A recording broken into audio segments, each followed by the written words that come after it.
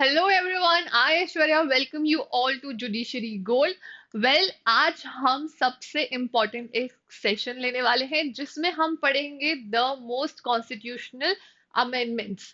तो इस सेशन में जितने भी अमेंडमेंट्स हुए हैं, कॉन्स्टिट्यूशनल अमेंडमेंट 1 से लेके आज तक जितने अमेंडमेंट्स हुए हैं वो सारे अमेंडमेंट्स हम देखेंगे। तो बने रहिएगा, देखिएगा कि कौन कौन से अमेंडमेंट से कौन से आर्टिकल्स ऐड हुए हैं, कौन से आर्टिकल्स को हटाया गया है, कौन कौन से प्रोविजंस को सब्स्टिट्यूट किया गया है, क्योंकि अमेंडमेंट्स का काम सिर्फ आर्टिकल्स को ऐड करना नहीं होता है, सब्स्टिट्यूशन भी होते हैं कहीं ना कहीं।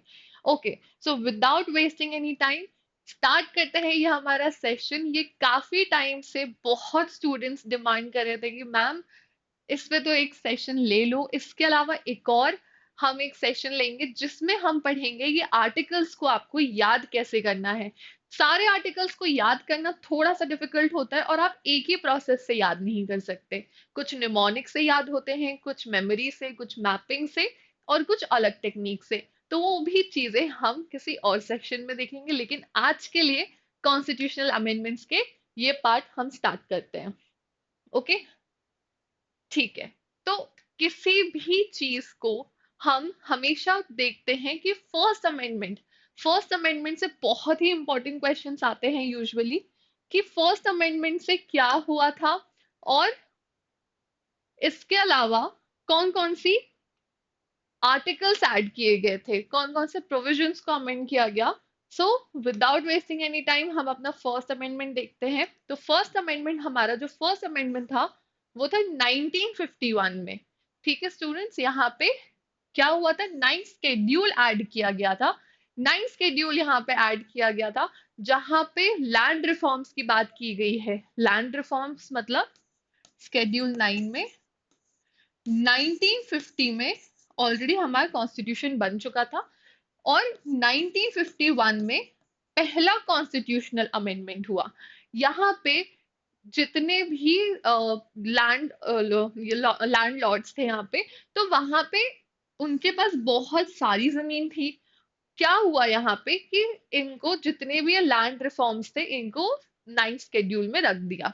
अब नाइन्थ शेड्यूल में रखने के बाद जुडिशियल रिव्यू के लिए protection land reforms, laws from the judicial review, यहाँ पे नाइन्थ शेड्यूल में इनको रखने के बाद जुडिशियल रिव्यू करना इम्पॉसिबल था। तो यहाँ पे फिर आईसी कोर्ट का केस था, वहां पे बोला गया कि ठीक है अभी तक तो आपने रख दिया है, ठीक है अभी तक जितने भी सब्जेक्ट मैटर्स रखे गए हैं इन पे जुडिशियल रिव्यू नहीं हो सकता, लेकिन इसके बाद जितने भी सब्जेक्ट मैटर्स रखे जाएंगे वहां पे क्या होगा, जुडिशियल रिव्यू होगा। Also amended article 15 clause 4 and 19 clause 6, किसके लिए, to empower the state to make social provisions for the backward classes and imposes reasonable restriction on freedom of speech. Clear है ये चीज? ठीक है। आर्टिकल 1, सॉरी नॉट आर्टिकल 1, इतने time से हम कॉन्स्टिट्यूशनल पढ़ते हुए आ रहे थे। सो यहाँ पे कॉन्स्टिट्यूशनल अमेंडमेंट 1 से हमेशा यूजुअली क्वेश्चंस आते ही हैं स्टूडेंट्स, इसलिए इसको यहाँ पे हम इस सेशन में जितने भी इंपॉर्टेंट यहाँ पे कॉन्स्टिट्यूशनल अमेंडमेंट्स है वो हम देखेंगे। देन फिफ्थ कॉन्स्टिट्यूशनल अमेंडमेंट यहाँ पे 1955 में क्या एम्पावर करता है, प्रेसिडेंट को एम्पावर करता है कि वो एक लिमिट जो है, किस चीज की लिमिट, स्टेट लेजिस्लेचर की, to convey views on the forming new states. कोई भी नया स्टेट है, ओके, नया स्टेट है या फिर ऑलरेडी एग्जिस्टिंग स्टेट है, तो वहां पे क्या हो सकता है, वहां पे पार्लियामेंट उसकी जो बाउंड्रीज हैं, ठीक है, या फिर जो एरिया है वो इंक्रीज कर सकती है, डिक्रीज कर सकती है। और ये पावर उनको कौन देता है, ये पावर उनको आर्टिकल 3 देता है। ठीक है, आर्टिकल 3 बोलता है कि यहाँ पे क्या क्या हो सकता है, फॉर्मेशन हो सकता है नए स्टेट का, है ना, formation of state, increase increase boundaries, decrease decrease boundaries, alter कर सकते हैं। ऑल्टर क्या करते हैं, बाउंड्रीज ऑल्टर कर सकते हैं और ऑल्टर नाम कर सकते हैं। ठीक है, अब आप एक चीज, मैं आपको एक निमोनिक देती हूँ यहाँ पे। आर्टिकल नंबर 3 को ये सारी चीजें formation, increase, alter boundaries and alter name, इसको आप याद कर सकते हो निमोनिक से। फिदा, formation, increase, decrease, alteration of boundaries and alteration of name. ठीक है, आर्टिकल नंबर 3 में। क्लियर है ये चीज? ओके, चलिए आगे बढ़े। ठीक है, यहाँ पे देखेंगे आर्टिकल, सॉरी, कॉन्स्टिट्यूशनल अमेंडमेंट 1955 में। ईयर भी याद रखेंगे स्टूडेंट्स, क्योंकि ईयर से भी क्वेश्चन आता है। यूजुअली सारे जितने भी कॉन्स्टिट्यूशनल अमेंडमेंट्स हैं उनके ईयर से नहीं आता है, लेकिन कॉन्स्टिट्यूशनल अमेंडमेंट 1, 44, 42, 99, 101, इन सारे, और 53, 95, 86, ये कुछ ऐसे कॉन्स्टिट्यूशनल अमेंडमेंट्स हैं जो कि बहुत इंपॉर्टेंट है। जैसे आर्टिकल कॉन्स्टिट्यूशनल अमेंडमेंट 86 से ऐड हुआ राइट टू एजुकेशन के लिए। ठीक है, वहां पे 3 आर्टिकल्स ऐसे थे जिसमें 2 ऐड किए गए, एक में सब्स्टिट्यूशन हुआ है, अभी हम आगे पढ़ेंगे उसको। ओके, तो यहाँ पे article constitutional amendment 1955 empowered the president to prescribe time limit for a state legislature to convey views on the forming new states or alter the boundaries under article 3। अभी जो चीज हमने समझी, इसके अलावा कॉन्स्टिट्यूशनल अमेंडमेंट 1956 में a massive reorganization of the states on a linguistic basis। पहले क्या होता था कि हमारा जो पूरा भारत था वो पार्ट्स में डिवाइडेड था, a b c and d. तो इसको अबॉलिश किया गया, इसको खत्म किया गया। Abolishes part a and b states, और फिर इंट्रोड्यूस किया गया क्या, यूनियन टेरिटरीज, और उनके लिए फिर common high courts. Even high courts किसके लिए, एक, दो या उससे ज्यादा जितने भी स्टेट्स हैं, राज्य हैं, उसके लिए कहां पे दिया है ये, आर्टिकल 230 से 231 में। ओके, इवन इसके अलावा एक ये भी क्लॉज, ये भी प्रोविजन ऐड किया गया, जैसी हाई कोर्ट्स है ना कि एक से ज्यादा राज्यों के लिए एक हाई कोर्ट हो सकता है, उसी तरीके से एक से ज्यादा राज्यों के लिए एक गवर्नर हो सकते हैं। ठीक है, जैसे Maharashtra and Goa. Ninth constitutional amendment 1960 adjusted the territory of the Indian Union schedule following an agreement with the Pakistan to the settle border language disputes। इसको नेहरू नून अग्रीमेंट भी बोलते हैं। यूजुअली द प्रोविजन इज कि अगर किसी की अगर हमें बाउंड्री लेनी है, ओके, तो वो तो हम, ये actually there was a dispute regarding the Pakistan boundary. ठीक है, तो यहाँ पे बोला गया था कि अगर किसी की कोई बाउंड्री, कोई एरिया, तो वो तो हम ले सकते हैं, लेकिन आप दे नहीं सकते। आप दोगे तो उसके लिए देयर इज अ प्रोसेस, आप दे नहीं सकते हो।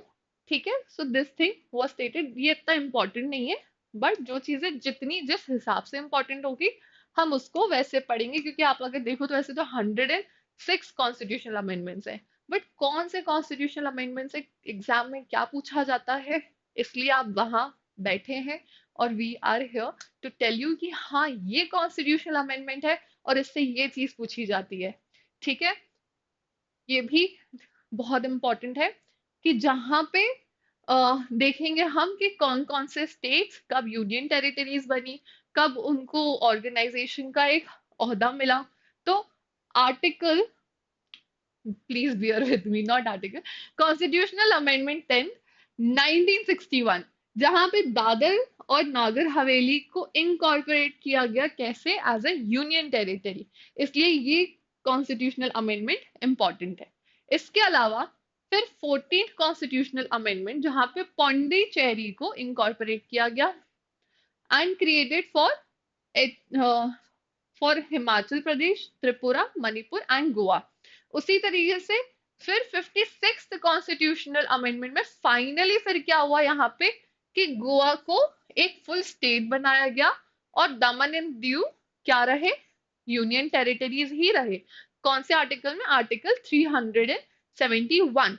ठीक है, ये चीज क्लियर है। अब आप ये चीज देखो कि यहाँ पे सिर्फ इनको इनकॉर्पोरेट किया गया था गोवा को, कब? अब यहाँ पे दो सवाल बनते हैं अलग अलग कॉन्स्टिट्यूशनल अमेंडमेंट एक्ट से। ये पूछा जा सकता है कि गोवा को कब इनकॉर्पोरेट किया गया था, तो वो और कहाँ, तो वो है 14th कॉन्स्टिट्यूशनल अमेंडमेंट एक्ट 1962 में।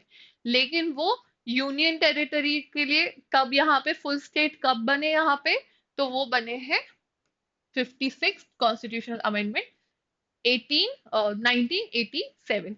ये ईयर आप कभी अगर गोवा गए हो, बहुत से लोग गए होंगे, आई होप सो, तो ये ईयर भी एयरपोर्ट के बाहर लिखा हुआ है। ओके, चलिए नागालैंड के बारे में देखते हैं। तो 13th कॉन्स्टिट्यूशनल अमेंडमेंट 1962, यहाँ पे इसको इट वाज आल्सो यहाँ पे और क्या इंसर्ट किया गया, आर्टिकल 371 ए को इंसर्ट किया गया, और फाइनली नागालैंड फॉर्म हुआ। ठीक है, सिक्किम के लिए देखते हैं। 35th constitutional amendment act 1957, it becomes associate state, और साथ में आर्टिकल 2A और शेड्यूल 10 वाज आल्सो एडेड। ठीक है, इस चीज का भी ध्यान रखेंगे। इसके अलावा article constitutional amendment 36 becomes full state, और फिर बाद में जो ऐड किए गए थे आर्टिकल 2A वो फिर रिमूव किया गया। ठीक है, ऐसे कुछ कुछ चीजें हैं, कुछ कुछ चेंजेस है जो टाइम टू टाइम की गई है। जैसे हमने यहाँ पे देखा कि आर्टिकल 2A ऐड किया गया, ठीक है, देन यहाँ पे रिमूव किया गया। लेकिन ये जरूरी है, इस टाइप के क्वेश्चंस भी पूछे जाते हैं एग्जाम में। ठीक है, now the most important, mini constitution. आपको पता होगा कि constitutional amendment act 42nd specifically और 44, मतलब 42nd ने जो जो गलतियां आई थी, जो जो गलतियां हुई हैं, वो 44 ने करेक्ट करी है, वो रेक्टिफाई किया है। देखें पहले, पर उसके पहले हम देखेंगे कॉन्स्टिट्यूशनल अमेंडमेंट 24, 25 एंड 26। ठीक है, छोटे छोटे से हैं इसलिए जल्दी से देख लेंगे। यहाँ पे 1971 में पार्लियामेंट्स पावर बताई गई है टू अमेंड फंडामेंटल राइट्स। अब आप बोलोगे फंडामेंटल राइट्स तो अमेंड नहीं कर सकते हैं मैम, है ना, बाद में चेंज होगा, बट अभी यहाँ पे हम बात कर रहे हैं 1971 में। ठीक है, देन 1971 में 25th कॉन्स्टिट्यूशनल अमेंडमेंट ने बोला यहाँ पे कि DPSP primacy over fundamental right we are 31 सी। 31 भी आप बोलोगे कि मैम यहाँ पे तो ये भी गलत बात करा है, ये तो है ही नहीं प्रोविजन, ये तो है ही नहीं प्रिंसिपल। तो यहाँ पे ये चीजें बाद में इनको अमेंड किया गया, ठीक है, बाय अ केस। तो वो हम आगे देखेंगे, केशवानंद भारती केस भी देखेंगे। लेकिन आज हम क्या कर रहे हैं, आज हम कॉन्स्टिट्यूशनल अमेंडमेंट एक्ट्स को देख रहे हैं कि कौन कौन से कॉन्स्टिट्यूशनल अमेंडमेंट्स हुए। इसलिए ये सारी चीजें हिस्ट्री जो भी रही, ठीक है, ये चीजें इसलिए अभी हम पढ़ रहे हैं यहाँ पे। Then 22nd Constitutional Amendment 1971, abolition of privy purses versus via कहाँ से, आर्टिकल 363A। अब जितने भी पुराने जो थे कोर्ट्स थे, ठीक है, उनको पुराने कोर्ट्स नहीं बोलेंगे, जैसे प्रीवी काउंसिल्स होगी पहले होती थी, तो उनको अबॉलिश किया गया है। कहाँ से, कॉन्स्टिट्यूशनल अमेंडमेंट यहाँ पे 26। ओके, चलिए चलते हैं हमारे मिनी कॉन्स्टिट्यूशन के पास। Mini constitution 1976। 1976, इसको मिनी कॉन्स्टिट्यूशन क्यों बोला जाता है, ये पता है आप लोगों को? मिनी कॉन्स्टिट्यूशन इसलिए बोला जाता है क्योंकि 42nd कॉन्स्टिट्यूशनल अमेंडमेंट एक्ट अपने साथ इतने सारे अमेंडमेंट्स किए हैं इसने, कि शायद आप कहीं पे भी अगर बेयर एक्ट कहीं से भी एक बार खुलोगे, आपको वहां पे 42nd कॉन्स्टिट्यूशनल अमेंडमेंट एक्ट तो मिलेगा ही मिलेगा। ठीक है, तो सबसे पहले इस टाइम पे इंदिरा गांधी की यहाँ पे गवर्नमेंट थी, उस टाइम पे इमरजेंसी लगी थी। उस टाइम पे इंदिरा गांधी ने बहुत सारे पॉलिटिशियंस को करके जेल में कर दिया था, ताकि वो सारे ये अमेंडमेंट्स कर सके, और हुए भी उसी टाइम पे सारे अमेंडमेंट्स हुए हैं। सबसे बड़ा जो एक अमेंडमेंट हुआ है वो ये कि प्रियम्बल में 3 शब्द जोड़े गए। कौन से? Socialist, secure and integrity. इसके अलावा ड्यूटीज में बात करें तो पार्ट 4A में और आर्टिकल 51A में फंडामेंटल ड्यूटीज यहाँ पे जोड़ी गई। इसके अलावा और क्या, जो जुडिशियल रिव्यू की पावर है सुप्रीम कोर्ट और हाई कोर्ट की, इसको भी रिस्ट्रिक्ट किया गया। और Lok Sabha assembly terms of 6 year, इसको भी एक्सटेंड किया गया। ठीक है, इनका जो टर्म पीरियड है उसको 6 साल तक एक्सटेंड किया।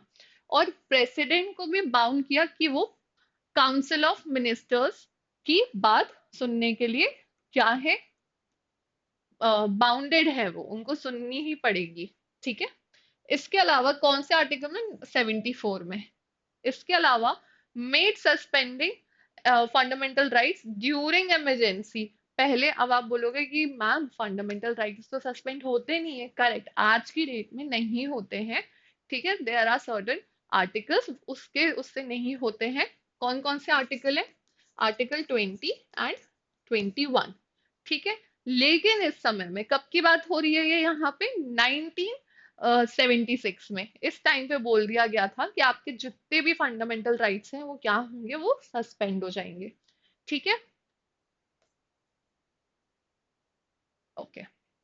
देन डीपीएसपीज में कुछ कुछ आर्टिकल्स ऐड किए थे। देयर वर 3 आर्टिकल्स जो कि ऐड किए गए थे, 39A, 43A एंड 48A, जो कि किसके रिगार्डिंग है, regarding the environment and give. और यहाँ पे डीपीएसपी को एक अलग ही प्राथमिकता दी गई थी।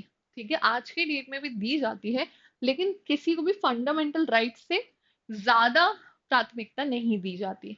और इसके अलावा क्या किया था, आर्टिकल 312 यहाँ पे ऐड किया था स्टूडेंट्स, और एडमिनिस्ट्रेटिव ट्रिब्यूनल, जहाँ पे 323A और B, ये दोनों आर्टिकल्स ऐड किए गए थे। ठीक है, इसको याद रखेंगे, बहुत इंपॉर्टेंट है ये। ठीक है, कुछ और चीजें देखते हैं।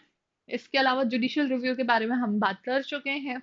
ओके, लोकसभा ये भी हम बात कर चुके हैं, और इमरजेंसी की प्रोविजंस को भी यहाँ पे और ज्यादा एक्सपैंड किया था, किसने, मिनी कॉन्स्टिट्यूशन ने। ठीक है, किसके लिए ये सारी चीजें, स्टेट के लिए। ओके, चलिए 44th कॉन्स्टिट्यूशनल अमेंडमेंट देखते हैं। इसमें क्या हुआ था कि जो सिविल लिबर्टीज और जुडिशियल रिव्यू है, इसको रिस्टोर किया। मतलब जहां पे बोला गया कि आप कुछ सब्जेक्ट मैटर्स पे जुडिशियल रिव्यू आप नहीं कर सकते, तो वहां पे फिर 44th कॉन्स्टिट्यूशनल अमेंडमेंट एक्ट ने बोला कि नहीं, आप अब कर सकते हो judicial review. Even civil liberties भी रिस्टोर करी, मतलब जहां पे जितना और रिस्ट्रिक्शन था वहां पे वो सारी चीजें यहाँ पे अनड्यू करी। टेन्योर रिस्टोर किया 5 साल का। अभी हमने लास्ट देखा टेन्योर कितने टाइम का एक्सपैंड कर दिया था, 6 इयर्स का कर दिया था। तो उसको भी रिस्टोर करके कितना किया यहाँ पे स्टूडेंट्स, 5 इयर्स किया। President can return a bill once. अब वहां पे बोला था कि काउंसिल ऑफ मिनिस्टर्स की एडवाइस से प्रेसिडेंट क्या होंगे, बाउंड होंगे। 42nd कॉन्स्टिट्यूशनल अमेंडमेंट में। 44th कॉन्स्टिट्यूशनल अमेंडमेंट ने यहाँ पे बोला कि नहीं, यहाँ पे प्रेसिडेंट एटलीस्ट एक बार बिल रिटर्न कर सकते हैं। ठीक है, president can return a bill once for reconsideration except money bill. सिर्फ मनी बिल नहीं कर सकते। Okay, preventive detention less than 2 months requires advisory board। अगर प्रिवेंटिव डिटेंशन के लिए रखा गया है और 2 महीने से ज्यादा, not less than, more than 2 months, ये मोर देन का साइन होता है स्टूडेंट्स। तो वहां पे किस एडवाइजरी बोर्ड को कंसल्ट करना होगा। ठीक है, remove rights to property as fundamental rights. सबसे बड़ा चेंज जो आया गया वो ये कि संपत्ति का अधिकार, जो कि मौलिक अधिकार हुआ करता था, जो कि फंडामेंटल राइट हुआ करता था, उसको क्या कर दिया, उसको कॉन्स्टिट्यूशनल राइट कर दिया। वहां से हटा के it was inserted into article 300A। ठीक है, ये बहुत इंपॉर्टेंट है, कंफ्यूज मत होइएगा कि राइट टू प्रॉपर्टी, इसका जो कॉन्स्टिट्यूशनल अमेंडमेंट है वो 42nd नहीं है, 44 है, याद रखिएगा। बहुत स्टूडेंट्स इस चीज में कंफ्यूज हो जाते हैं। ठीक है, चलिए आगे बढ़े। हम्म, थोड़ी सी स्टोरी समझ लेते हैं, क्योंकि स्टोरी समझ लो तो एक लिंक रहती है, क्योंकि हम कॉन्स्टिट्यूट कहीं ना कहीं हम कॉन्स्टिट्यूशन का इवॉल्वेशन देख रहे हैं कि आखिर कॉन्स्टिट्यूशन इवॉल्व कैसे हुआ है।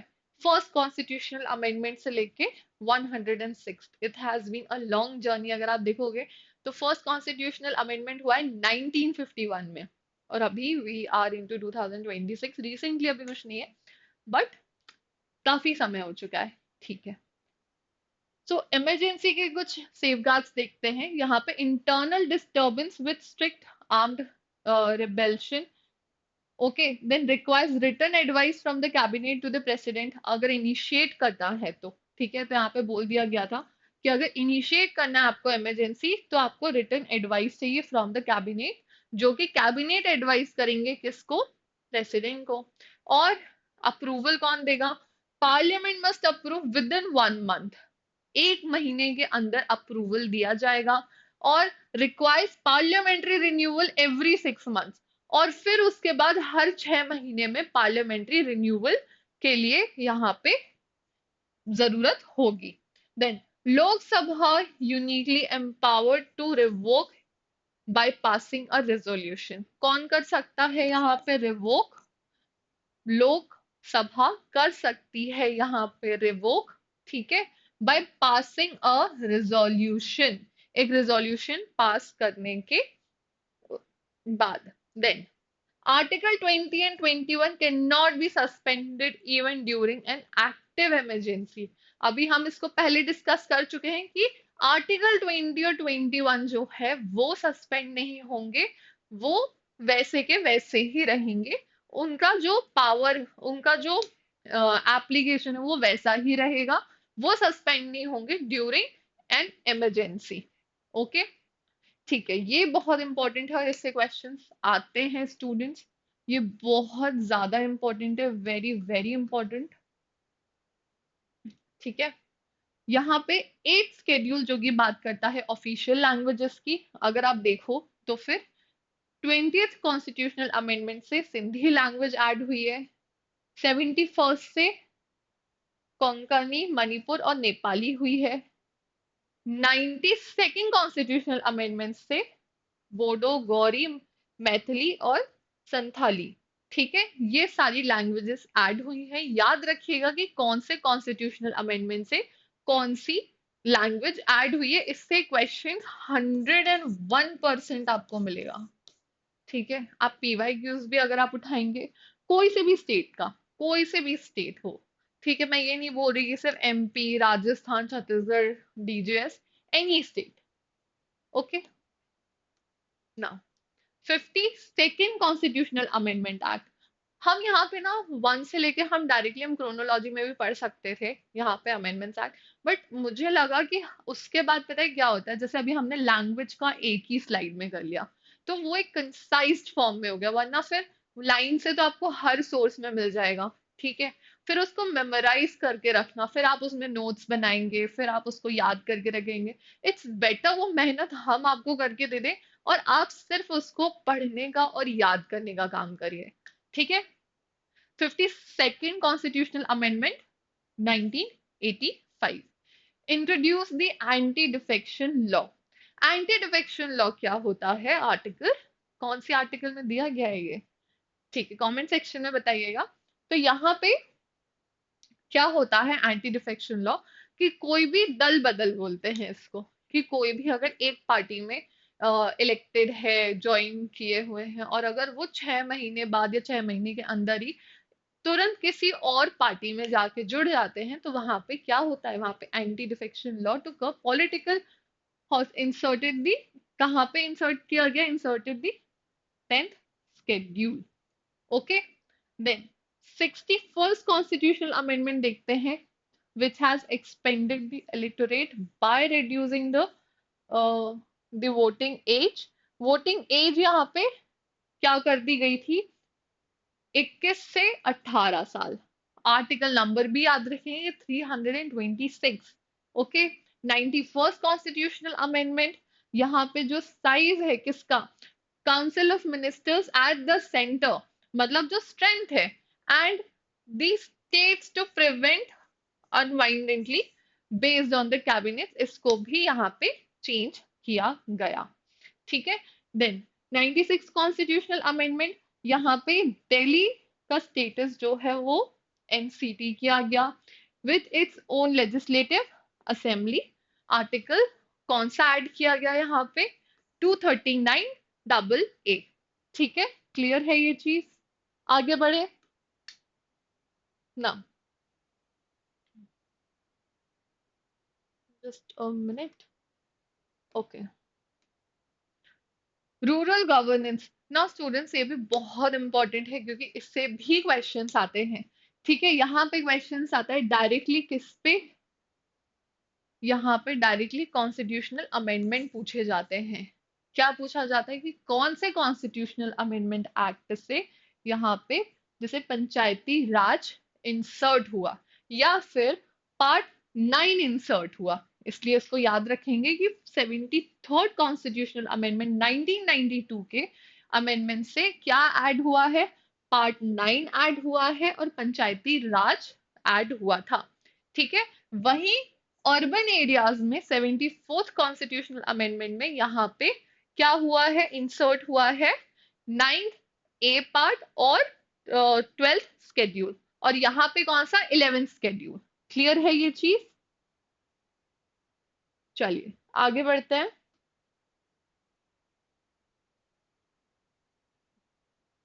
86 कॉन्स्टिट्यूशनल अमेंडमेंट 2002, 2002 तक कितने अमेंडमेंट्स कर चुके हैं हम? मतलब 50 साल हो गए, आप समझ लो हम 86 कॉन्स्टिट्यूशनल अमेंडमेंट पे हम आ चुके हैं, जहां पे 86 constitutional amendment act is very very very most important. क्यों? क्योंकि 86 कॉन्स्टिट्यूशनल अमेंडमेंट से 3 आर्टिकल्स हैं, जिस 2 आर्टिकल्स हैं जो ऐड किए गए हैं और एक आर्टिकल में वहां पे सब्स्टिट्यूशन हुआ है। ठीक है, made education as a fundamental right, यहाँ पे राइट टू एजुकेशन को इंट्रोड्यूस किया गया।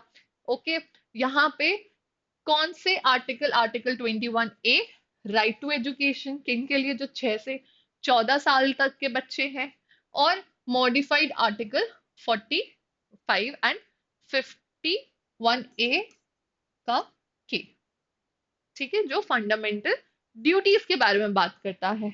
ठीक है स्टूडेंट, आप एक चीज इससे याद रख सकते हो, 86 कॉन्स्टिट्यूशनल अमेंडमेंट 8 की स्पेलिंग स्टार्ट होती है ई से, एंड 6 से शिक्षा। तो 86 itself fulfilling all the things of education। ठीक है, तो 86 अब भूलना मत। 86 बात करता है राइट टू एजुकेशन की।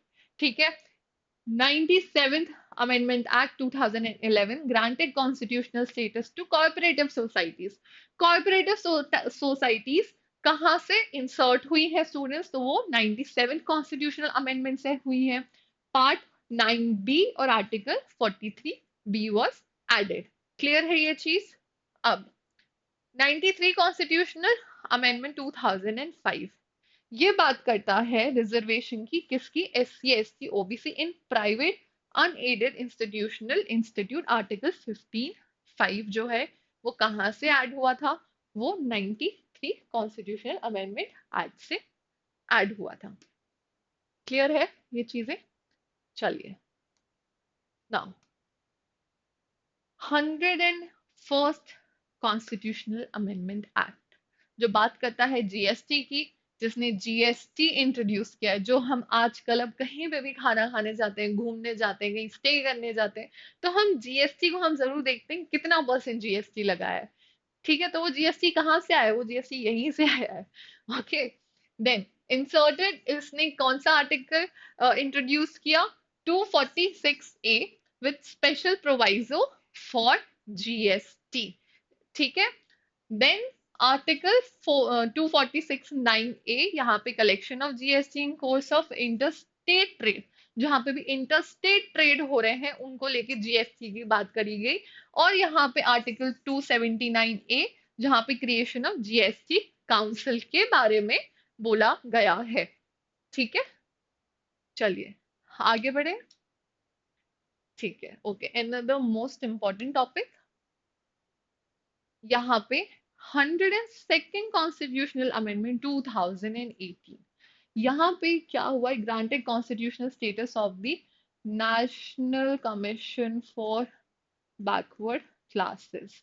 इधर क्या हुआ, इंट्रोड्यूस किया गया कौन सा आर्टिकल, 338A, 342A। ठीक है, इसके पहले लेकिन अगर हम बात करें तो 99th कॉन्स्टिट्यूशनल अमेंडमेंट में यहाँ पे स्टैब्लिश किया गया था कि जो national judicial appointment commission commission है, NJAC, बट वो बाद में सुप्रीम कोर्ट के द्वारा उसको स्टक डाउन कर दिया गया। ठीक है, आगे बढ़ेंगे 103rd कॉन्स्टिट्यूशनल अमेंडमेंट की तरफ, जो कि 2019 में हुआ। यहाँ पे इंट्रोड्यूस किया गया कि 10% का जो रिजर्वेशन है वो दिया जाएगा किसको, इकोनॉमिकली वीकर सेक्शन को। ठीक है, और bye amending article 19C, 19 sorry 15(6) and 16(6). ठीक है, इस चीज को भी ध्यान रखेंगे, ये भी बहुत इंपॉर्टेंट कॉन्स्टिट्यूशनल अमेंडमेंट है। देन 104, 104 बात करता है ST और SC के रिजर्वेशन इन legislature, अबॉलिशेस Anglo Indian nominated seats. अब एंग्लो इंडियन के लिए 2 सीट्स होती थी पहले, तो उनको यहाँ पे क्या किया गया, अबॉलिश किया गया है, इसके बारे में बात की गई है। और इसके अलावा 105th में restore state power to identify OBC for their own state list. ये भी बहुत इंपॉर्टेंट एक प्रोविजन है, इसको भी याद रखेंगे। ठीक है, आई होप सो इधर तक कोई दिक्कत परेशानी नहीं है किसी को। Then 106th constitutional amendment act 2023। ठीक है, जहां पे बोला गया कि 33% वुमेन्स रिजर्वेशन दिया जाए, कहाँ पे, लोकसभा में और स्टेट लेजिस्लेटिव असेंबलीज में। ठीक है, present the securing the general party at the highest level of the legislative decision making। ठीक है, ये इतना इंपॉर्टेंट नहीं है, चल जाएगा, but this is very important कि कितना परसेंट होना चाहिए, 33% होना चाहिए। ठीक है स्टूडेंट्स, ये जितने भी आज हमने कॉन्स्टिट्यूशनल अमेंडमेंट्स हमने आज देखे हैं, डिस्कस किए हैं, ये बहुत ही ज्यादा इंपॉर्टेंट है।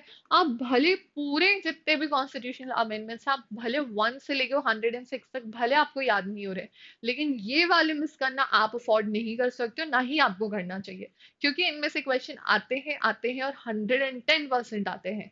ठीक है, सो अगर आपको कोई और क्वेरी हो, कुछ समझ में नहीं आ रहा है, या फिर कुछ दिक्कत परेशानी हो, या फिर कुछ और चाहिए कि नहीं मैम आप तो 1 से लेके डायरेक्टली 106 सारे कॉन्स्टिट्यूशनल अमेंडमेंट्स पढ़ा दो या बता दो, तो even we will bring that to for you. Okay, ठीक है, so if any of you is preparing for what, for Bihar judiciary, तो आप यहाँ पे जुडिशरी गोल्ड का ये बैच ज्वाइन कर सकते हैं, जिसमें आपको क्या मिलेगा, एक्सक्लूसिवली क्लासेस मिलेंगी।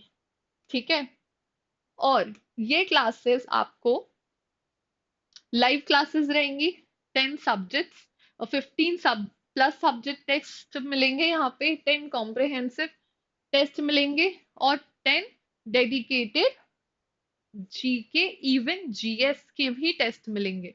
ये भी आपको जरूरत नहीं है कि आप कहीं और से लें, आपको यहीं पे ही सब मिल रहा है। और डाउट क्लियरेंस सपोर्ट मिलेगा, मेंटोरशिप रहेगी, and the best part is कि ये हिंदी और इंग्लिश दोनों में अवेलेबल है। Okay, so without wasting any time, अगर आपने प्रिपरेशन स्टार्ट कर दी है या करने का सोच रहे हैं या करना चाह रहे हैं, तो ये आपके लिए बेस्ट रहेगा। Okay then. Thank you and see you soon again. And keep following Judiciary Gold and do not forget to like and subscribe Judiciary Gold. Thank you.